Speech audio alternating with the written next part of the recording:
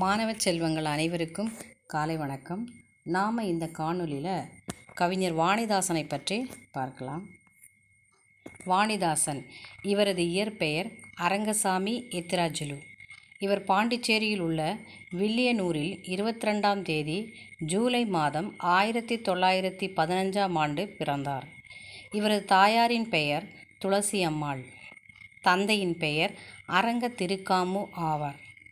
அவருடைய 7ஆம் வயதில் அவர் தாயார் இயற்கை எய்தினார்.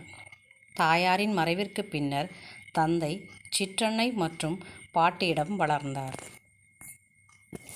2 ஆண்டுகள் திண்ணை கல்வி பயின்றார். பின் வில்லியனூரில் உள்ள பள்ளியில் கல்வி பயின்றார். இவரது ஆசிரியராக எல்லப்பா ஆசிரியர் முத்து குமாரசாமி பிள்ளை ஆவார். இவருடைய தாய்மொழி தெலுங்கு. பள்ளியில் தமிழும் பிரெஞ்சும் கற்றார். பள்ளி இறுதித் தேர்வில் மாநிலத்திலேயே முதல் மாணவனாக வெற்றி வாகை சூடினார். கவிஞரேறு, பாவலர்மணி, புதுமை கவிஞர், ஓமை கவிஞர், தமிழ்நாட்டு தாகூர் என்றெல்லாம் போற்றப்படுகிறார். பாவேந்தர் பாரதிதாசனிடம் தொடக்க கல்வி பயின்றார்.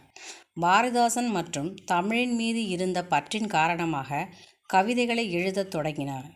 இவரது கவிதையை வெளியிட்ட தமிழன் நாளிதழின் ஆசிரியர் இவருக்கு வாணிதாசன் என்ற பெயர் வைத்தார்.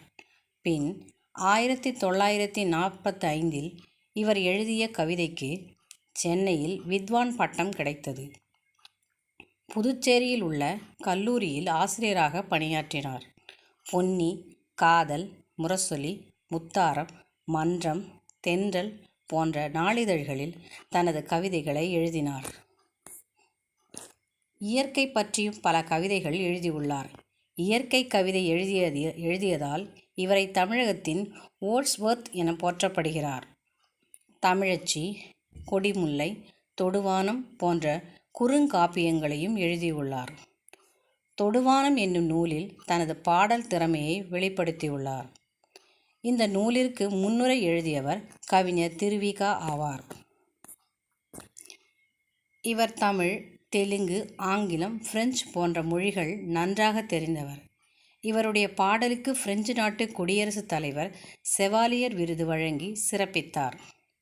திராவிட நாடு என்னும் நாளிதழில் விதவைக்கொரு செய்தி என்ற கவிதை வெளிவந்து இவரை புகழின் உச்சத்திற்கு அழைத்து சென்றது. மறைவு. இயற்கையின் அழகை ரசித்து கவிதை எழுதிய வாணிதாசனை அவரது 59ஆம் வயதில் ஆகஸ்ட் மாதம் 7ஆம் தேதி 1974ஆம் ஆண்டு இயற்கை அழைத்து கொண்டது.